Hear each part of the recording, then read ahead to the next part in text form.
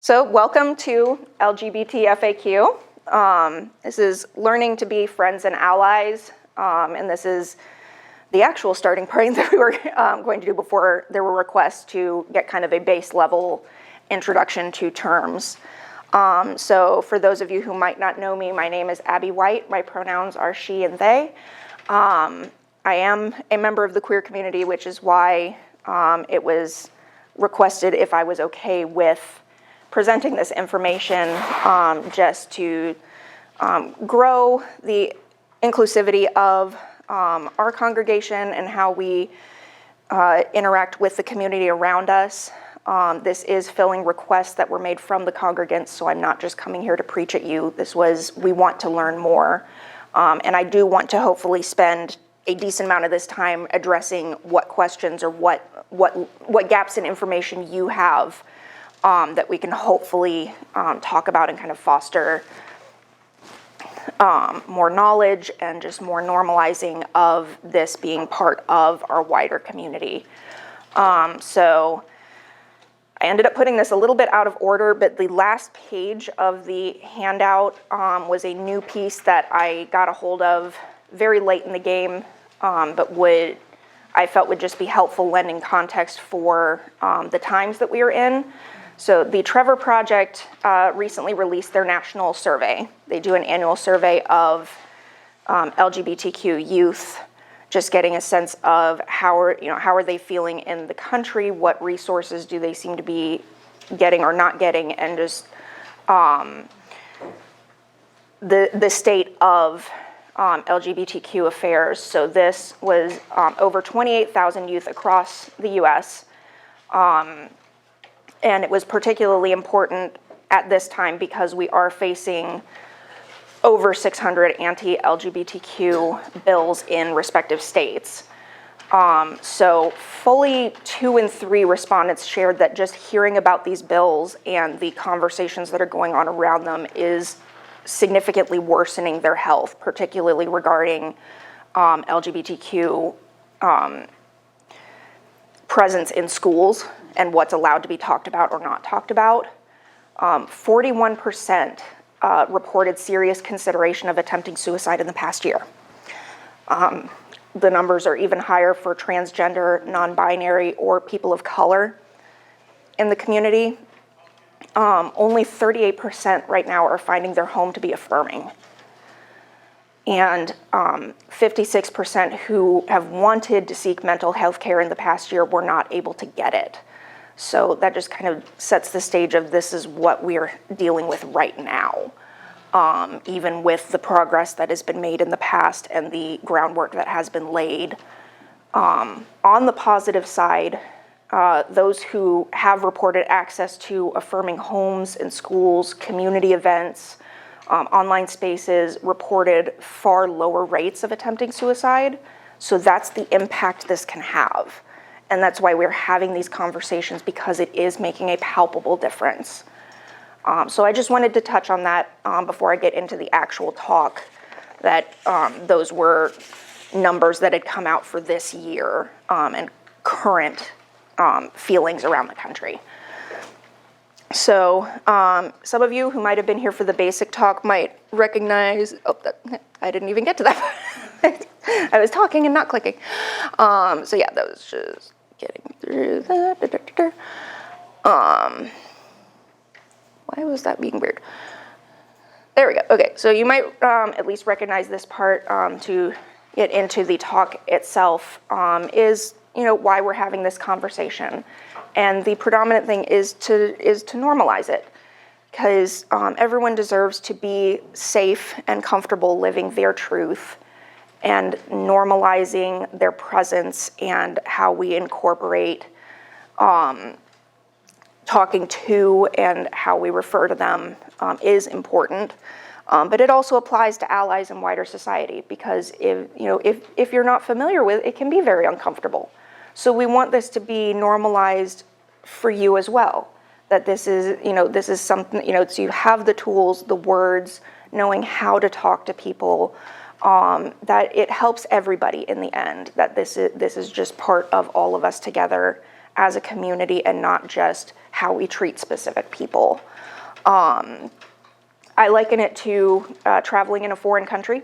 Something that I was taught very early on was to at least learn hello, thank you, and goodbye.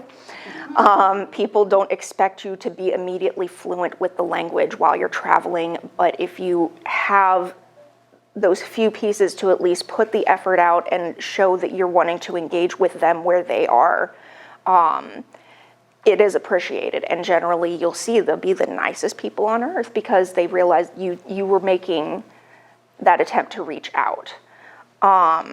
So on that note, queerness isn't new. It is interesting how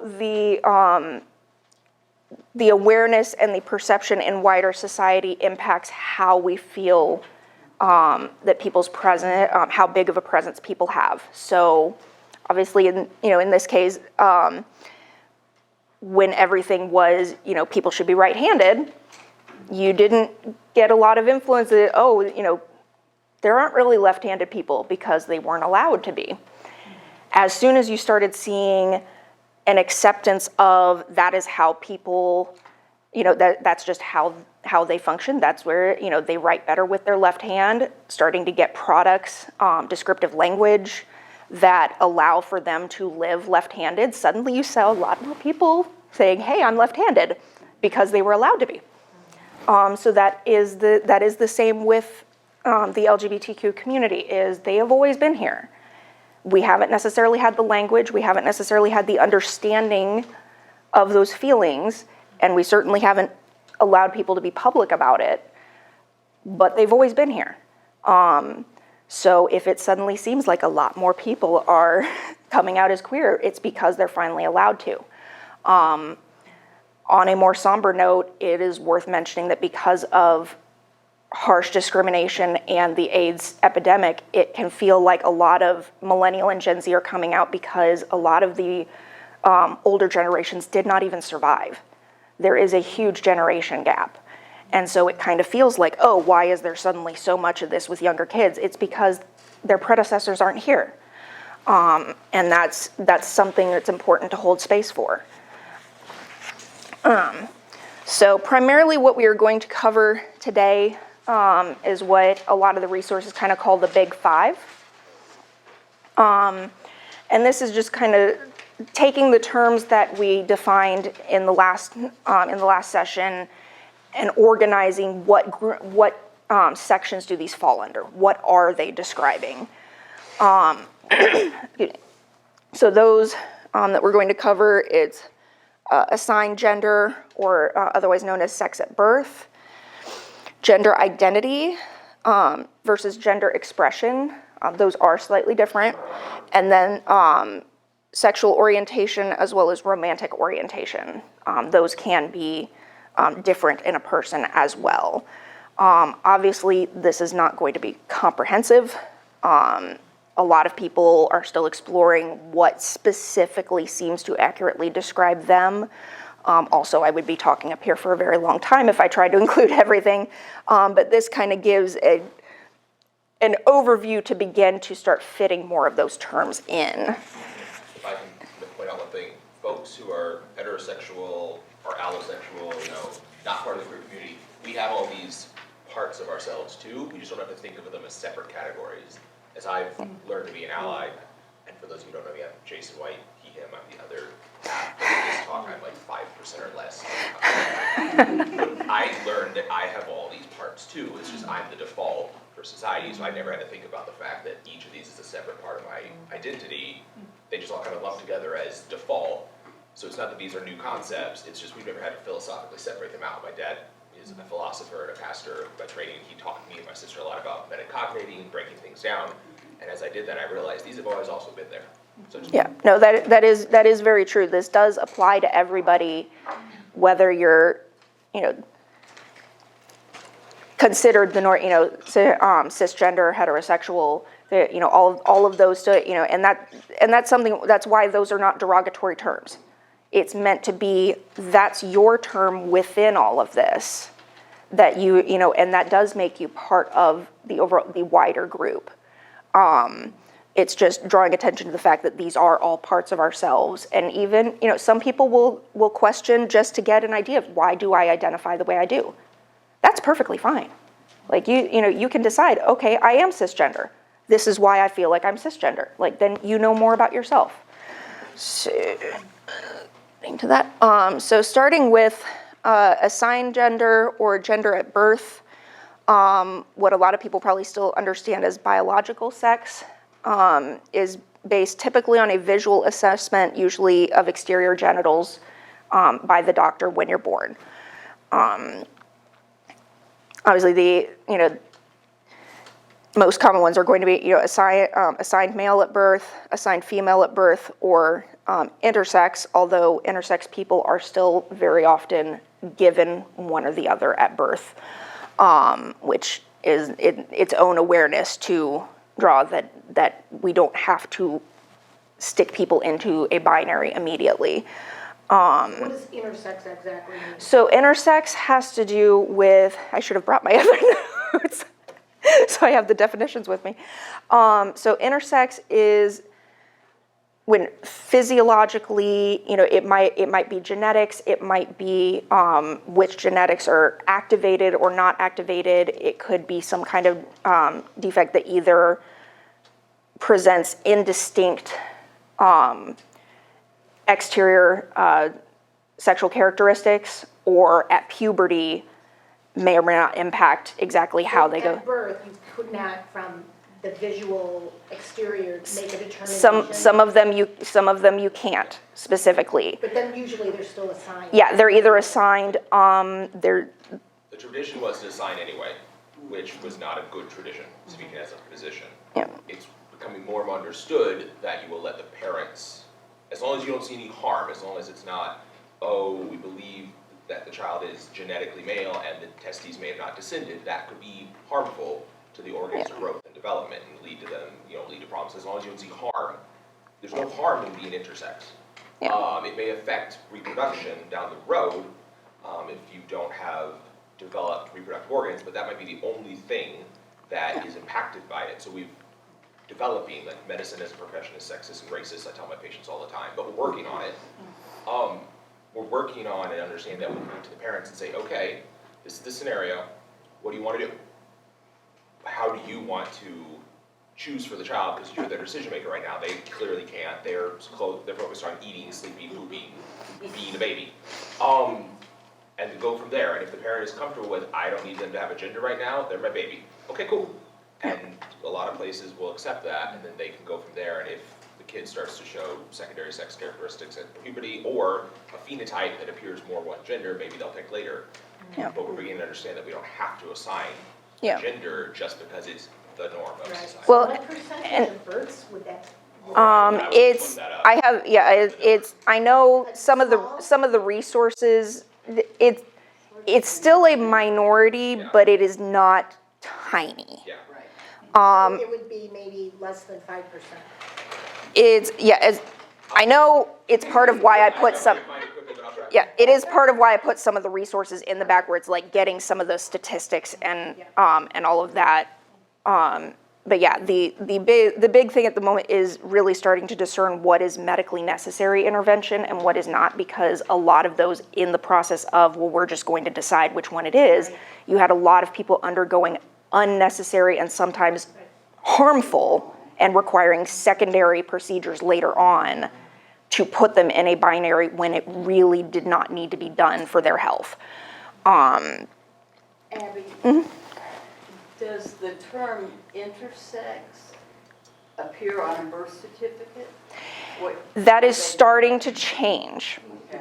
For a long time, that was part of this introducing awareness and realizing that it is not as necessary as it seemed to correct people's physiology at birth or shortly after birth, is you're starting to see more states allow for there to be an intersex designation on birth certificates.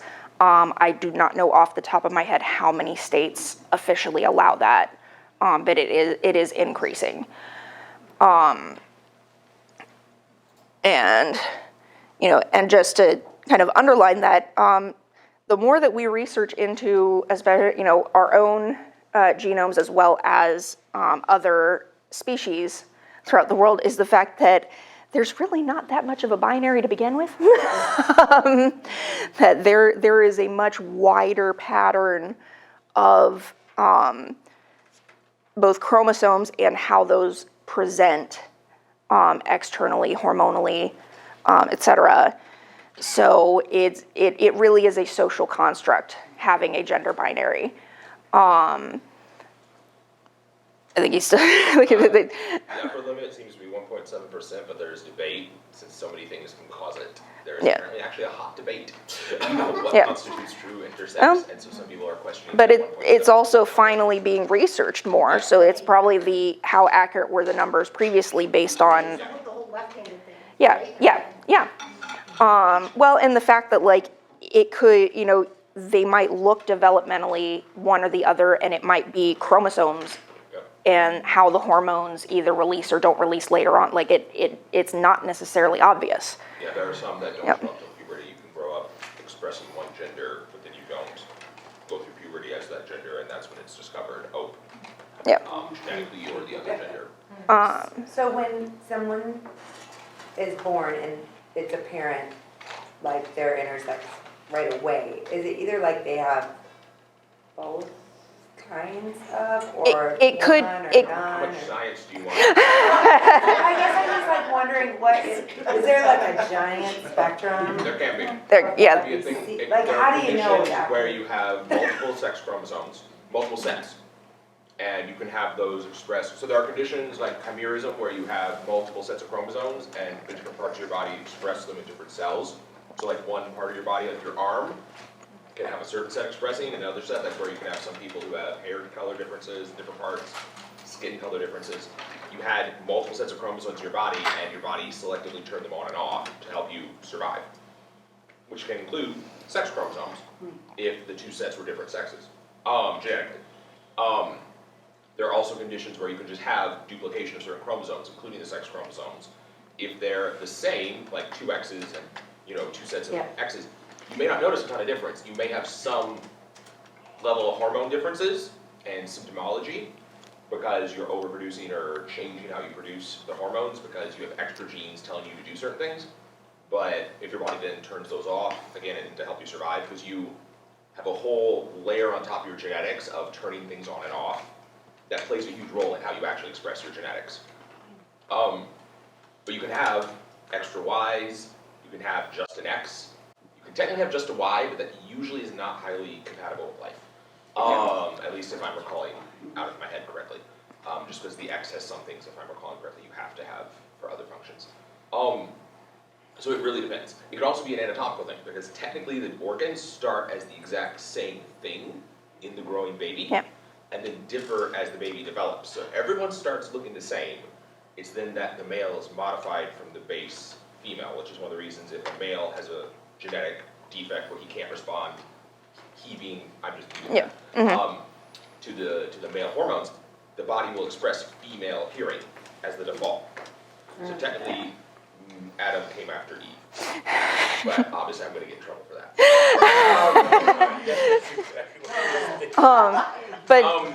But so it could be a lot of things. A lot of different ways. And again, the only reason the doctor might say, hey, we need to intervene is if on exam or assessment is like, hey, whatever's causing this is also gonna harm their ability to live, grow, develop, or if it's like, this is a sign of a bigger genetic problem that'll also affect brain development, heart development, like that might be when we say, okay, there's something wrong here. But if it's just, this is how they are, the current guideline is turn to mom and dad and say, okay, what do you wanna do?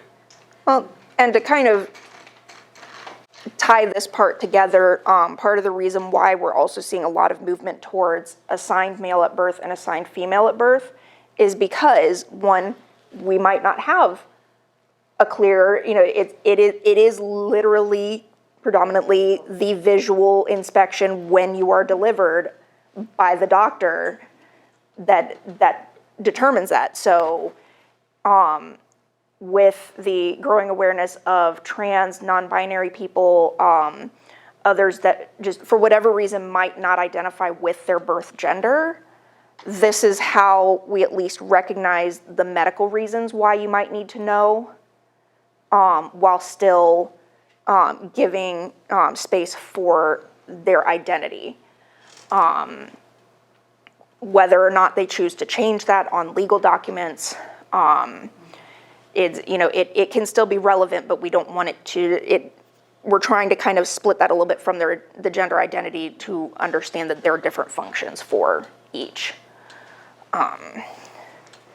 So getting into gender identity, this is basically how a person feels about themselves. This is how do they see themselves, how do they feel in their body, and that, that may or may not align with the physiology that they were given. So typical terms that you will see through this, but obviously not limited to, obviously cisgender would be aligning with their birth gender. Transgender is kind of a blanket term for anyone who doesn't necessarily align with their birth gender. I consider it, non-binary technically falls within trans. Depending on whether that term actually applies to them, they may or may not use it, which is why we also have non-binary. And it might not be one gender. So you have people who are gender fluid, where depending on the day, they might feel slightly different. And there are some people who earnestly don't feel like gender applies to them. So agender is an identity as well. So this is where some people might find it a little more of a learning curve on figuring this out, is how someone presents themselves outward could align with their gender identity, but others don't, or they can't if they don't necessarily feel that it is safe to do so. Regardless, their identity is still real. So I generally still present more feminine, maybe towards androgynous, but I still identify as non-binary. I do know people who are transgender who have chosen not to do a lot of interventions. It's just, that's my, this is my identity, but I feel, if they're old enough that they just feel more comfortable at this point continuing to wear clothes of their birth gender, it could be any number of reasons, but it's not solely how they present themselves to others. Related to gender identity, I wanted to touch a little bit on names and pronouns. So many given names are gendered. That's just how a lot of them have developed. So somebody who is discovering their identity, and if it doesn't align with their birth gender, they may want to change their birth name or their pronouns to match. And that's something that should be given space. So similar with pronouns. Obviously, they, them was kind of the easiest one in the English language to start bringing up, but there are other neo-pronouns that have arisen where either they just don't feel that they, them fits them. There's obviously still the debate going on about understanding singular versus plural usage of they, them. I have a grammar textbook that dates back that they, them is, as a singular neutral pronoun is not a new concept. It has been around for at least 600 years in the English language. So just adding to that understanding of, you might know somebody, and if they come out, that might be part of their transition, is that they want to at least be addressed by name or pronouns that that fit their identity. So Abby, would you say why did that do that? Them would be likely, because we're kind of taught that they, them is a plural, and that's kind of how I was taught in English. Yeah. But then I'm wondering if I would, if I view myself not as binary, right, but multiple, like a is that that could be one way of looking at it? looking at it, and It depends on the person. So a lot of this does come down to, when in doubt, asking the person. That's why you'll have some people who they might choose to have something like "ask me about my pronouns," or some other designation that they're not necessarily sticking to a same way, or they want the chance to explain. If there's somebody who likes to explain what they particularly like. I think also just having to tackle the education system in general, because like I was taught in middle school that they, them was acceptable to use as a singular neutral. I was. And then I got to college and it had fallen out of favor and I got in trouble with a lot of English professors, and it's like, this is literally what I was taught. Like, It was when you didn't want to distinguish. yeah. And you just wanted to talk Yeah. about people. And it is used, yeah, and at least the differences between spoken versus written English. Like, if you actually sit and kind of analyze how you speak, we use it rather automatically in spoken English. So that's a whole linguistics conversation that I could go into that Noted on the whole asking thing, Beth. We ask that things got about people all the time. In every visit, I have to ask a patient their name first and last and their date of birth. If I don't get all 5 data points to confirm their identity, I can't start the visit. Yeah. And they get annoyed. The ones who know me, as soon as I walk in the room, they start Yeah. spewing it out. And I'm like, wait, I have to have my scribe in the room. Yeah. But we do that automatically as part of our society, as part of just your identity, boiling kind of, as much as it sounds horrible, boiling you down to data. So normalizing people and your pronouns, how would you like Yeah. me to call you? Which is something that is, For that, everyone, just part of Yeah. normalizing, this is just a part of your being. and that's something that actually comes up now. So professionally, I've been a standardized patient for IU Health for 8 years. And working with med students, working with nursing students, like those are things that they are teaching them now.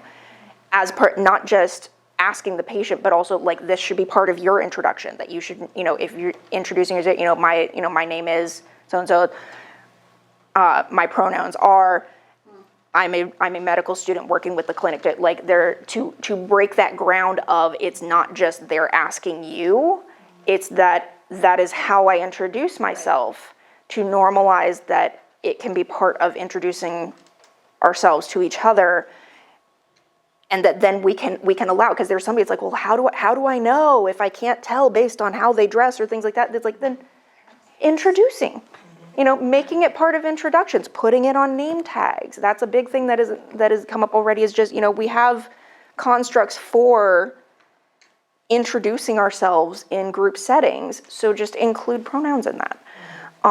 But to wrap up that point, particularly looking at trans youth, even just using their affirming names and pronouns significantly decreases severe depression symptoms, thoughts of suicide, and suicide attempts. So particularly with all the talk about at what age is it okay to allow for, this kind of treatment or that kind of treatment, even just doing this makes such a huge difference. And that's why it's important to learn as a society, to learn, like, this isn't calling anybody out. Everybody is working on learning this. So, It might be interesting to note that our legislation in Indiana this year decided that if a person decides to change those things within a school, that a teacher, and lets a teacher or other people know, that then the school personnel have to tell certain personnel yeah, who have to then inform the parent. yeah, that of it's the child, it's required.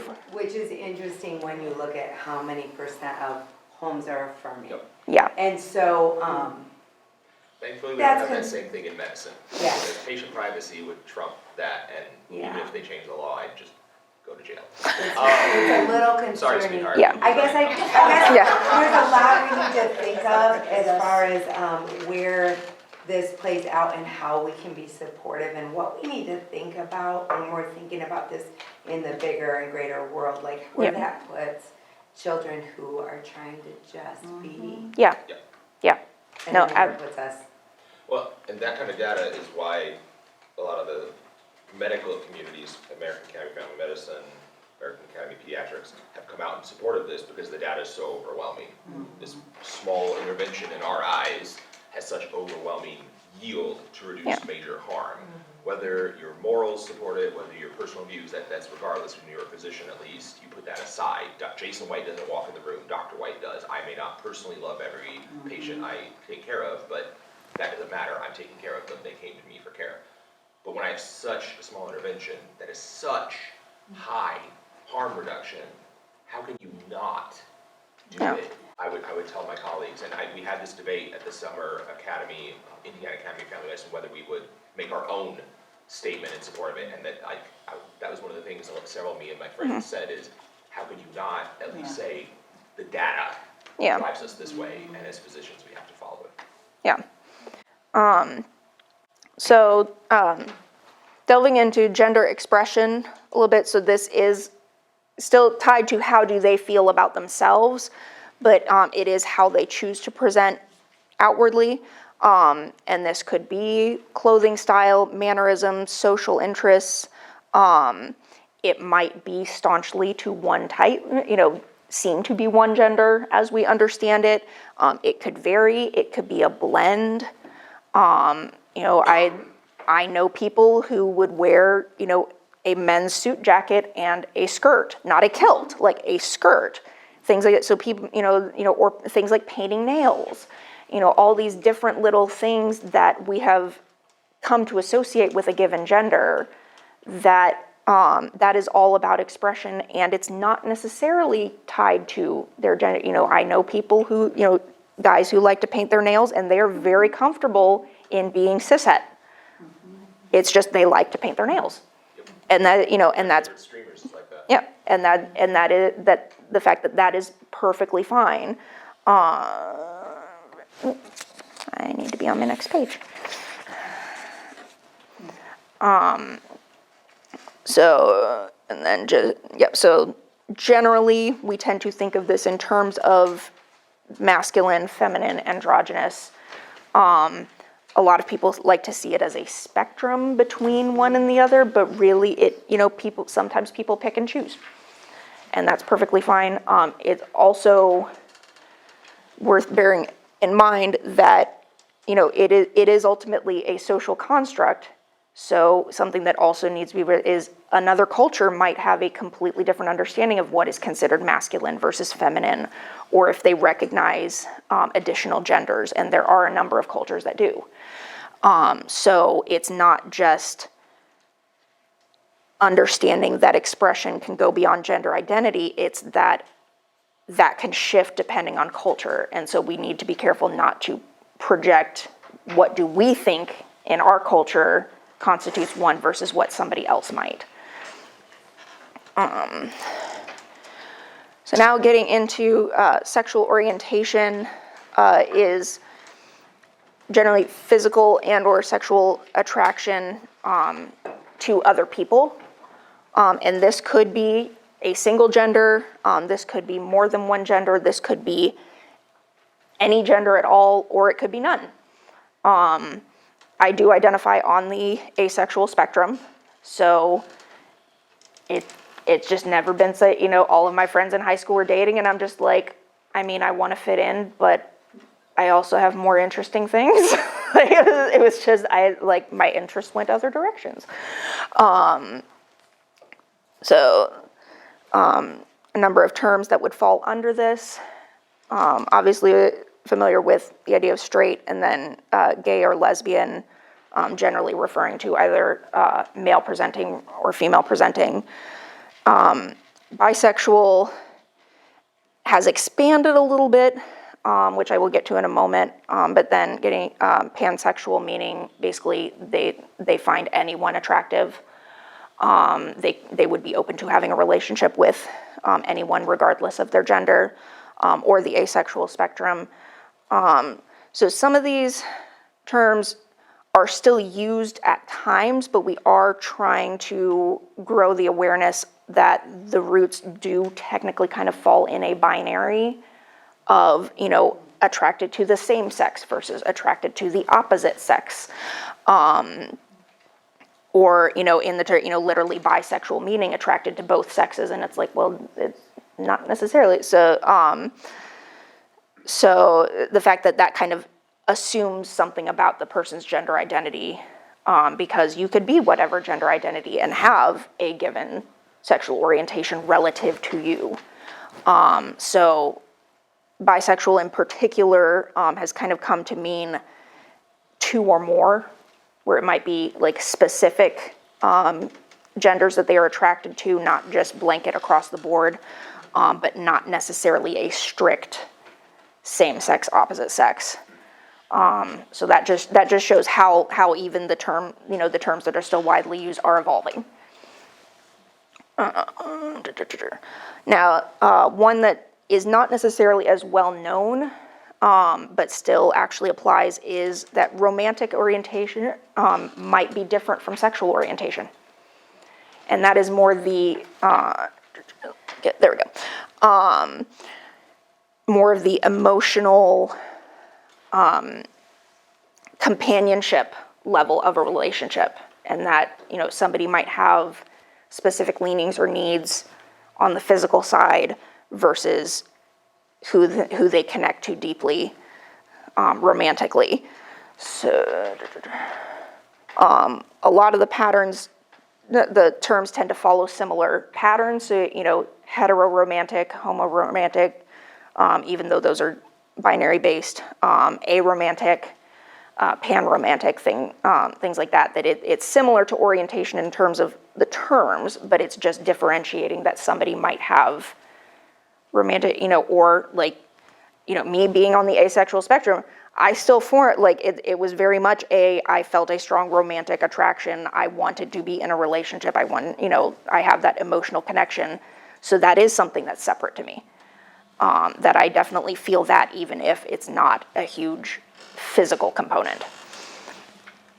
You see this, I want to point out, in society for eons. I have my sweet elderly couple patients who come in, they're not sexually active anymore, but it doesn't distress them. Yeah. They haven't been sexually active for decades. That's normal for them, and they're happy. They do their things together, they have their hobbies, their kids have moved out, and we normalize that. We normalize that for eons. They're still in a deep romantic relationship, they're still romantically attracted to each other, but they're basically asexual now. And they might not think about it, like I pointed out earlier, these things are all parts of us, and we've just never had to think about separating them. Yeah. I think that's all for that. So I do want to touch on intersectionality a little bit within this, because there are multiple axes of oppression in our society. We've talked about a number of those frequently in sermons and in talkbacks. The fact that we can't just regard them as separate. And a person might experience multiple kinds of oppression at the same time. So there needs to be space given to that.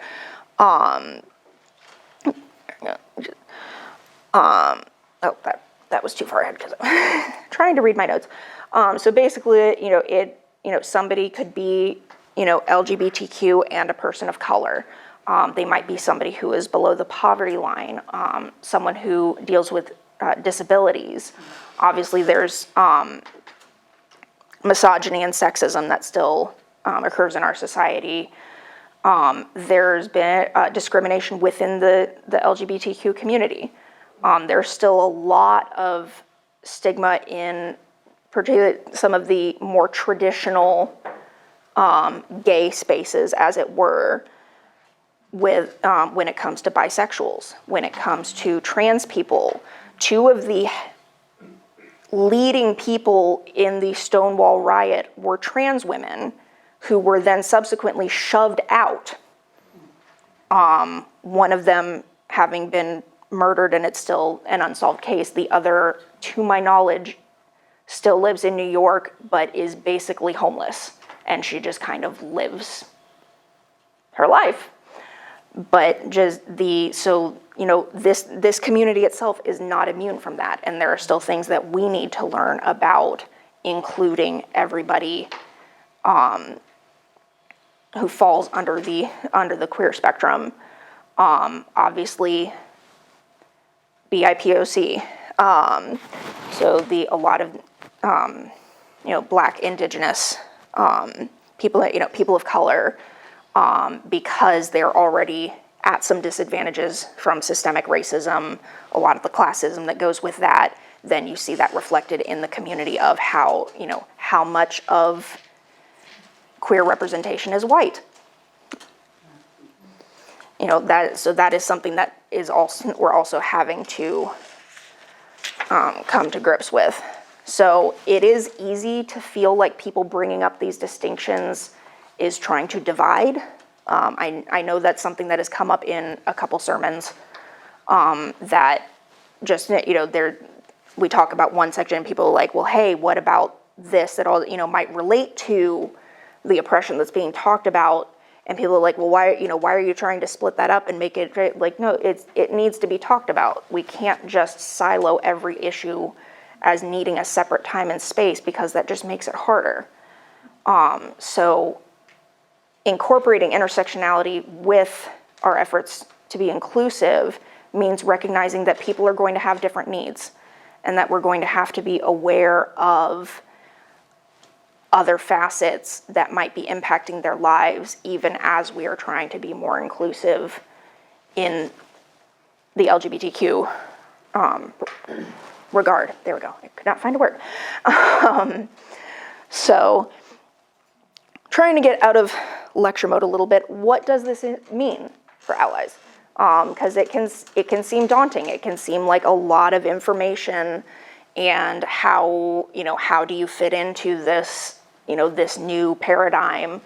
And we want to foster an inclusion for you as well. So first is just being willing to listen. People might have individual preferences. Some people are still very leery of the word queer, both in and out of the community. And just being attentive to if that's not a word that they are comfortable with, and when in doubt, asking. If they, either being willing to ask, or if they feel comfortable enough telling you, if it's a soft correction, that is, when it's done with respect, this is not a bad thing. It is that, and on the normalizing spectrum, being safe enough to feel like we can stand up and give a correction is a huge statement of, I feel safe enough to tell you this. So that, that is us trying to reach back out, that it's like we care enough about being stated this way, but we also feel like you would receive that and be accommodating and, and include us in return. The fact that correction is not criticizing. We're not expecting anyone to be perfect. We might get it right 50 times, and then we might say it wrong the 51st time. Like, it's, it happens. And being able to just take that with grace, keeping it to a simple, I'm sorry, take the correction, move on, or thank you.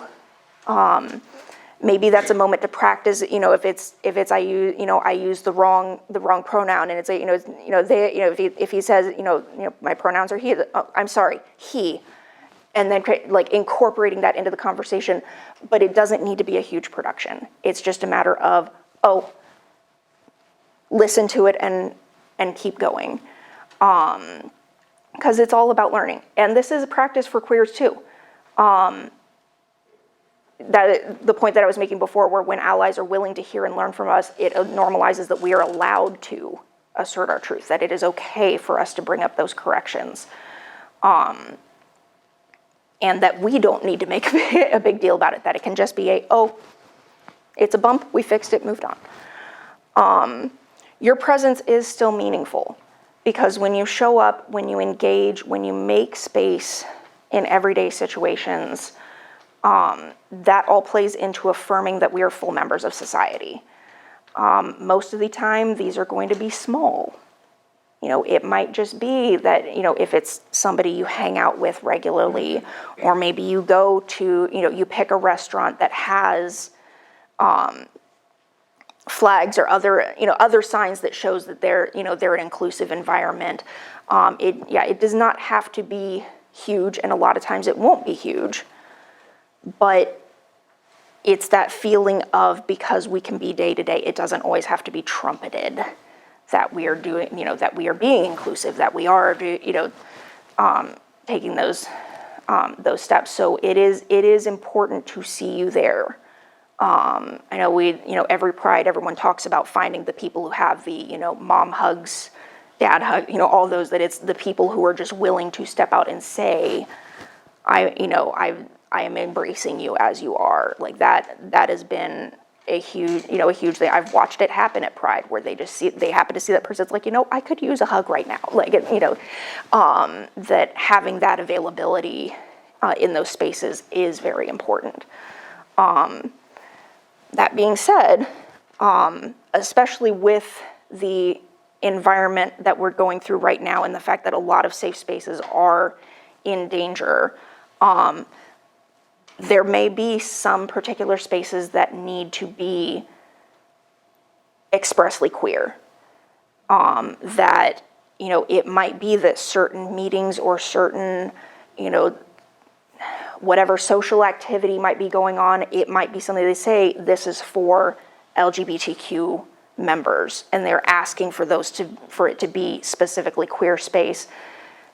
Because depending on someone's environment, they might not feel safe right now in the wider community or in a space that includes cishet people. And it's not meant to be a mean thing. It's meant to be we need somewhere where we're not going to be attacked. It's actually interesting, Bob, that you brought up Matthew Shepard, because last night I watched the documentary on HBO Max about the Matthew Shepard case, and one of the things that they mentioned was the bar he was at was not a gay bar per se, but it was one that tended to be frequented by gays. And the way that people were interacting, the way he was interacting with people, everyone described him as extroverted. They all said it was literally a place where he had no expectation of running into somebody who was wanting to overtly harm him. So safe spaces are still needed sometimes, where we just need to know that it's our people, that it's, we have this specific thing in common, and that is not meant to be a slight to allies. It's just that's how tenuous the situation is. We have made so much progress, and yet a lot of the backlash has been terrifying. And so this is not mutually exclusive. Having wider community spaces to include the LGBTQ community, but also allowing for, if there are spaces that are meant to just be safe havens for queer people to go, that should be okay. Well, and to normalize something, I don't know how many introverts in the room, but for me, it's my library or it's my video games, my retreat. I don't want to be around anyone. There are times where, if she needs me, she can get me, but I don't even really want to say hi to you. To be in a cocoon. So everyone does that to some degree. It's just desperately needed right now for life-saving. Yeah. But again, normalizing that is not something out of the ordinary. It's something we all do, technically. Yeah. And we do still need help with accountability on the wider stage. So areas that are, as we create this sense of normalcy, that we can go out in public and have places where all of us can be together, calling out people who are making those spaces unsafe. In fact, that was part of how they stated it in the documentary, of realizing how much progress was going on, and that it was because we were creating safe spaces for them. Part of the targeted backlash was, so let's start taking away the safe spaces. So it is an important thing to be willing to hold society and hold other people accountable when they're doing things that make it a not safe space. Which is something I struggle with on the witch point, that it's not easy to tell sometimes between, is it just somebody who has a different opinion, or is it somebody who actively wants to wipe me out? Because it should be a healthy community. and it should be a safe community. And that's not an easy question to answer. How do you love an enemy when you're also trying to take care of the community at large? So that's something I'm going to be pondering a lot.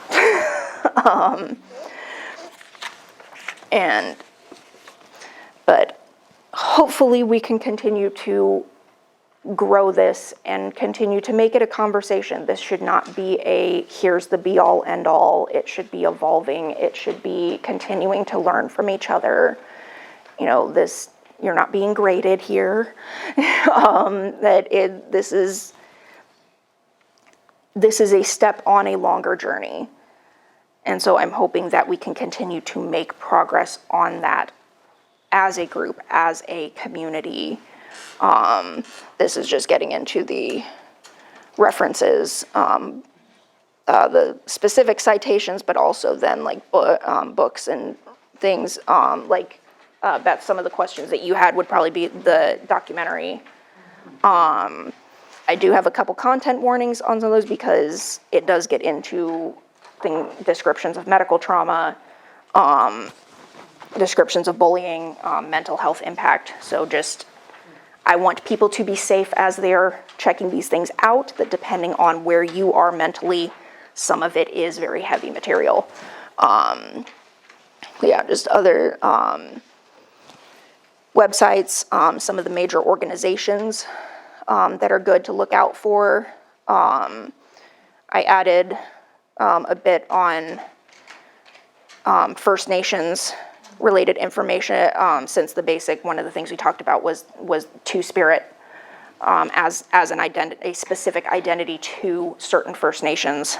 So that was just some information that I found related to LGBTQ info for those communities.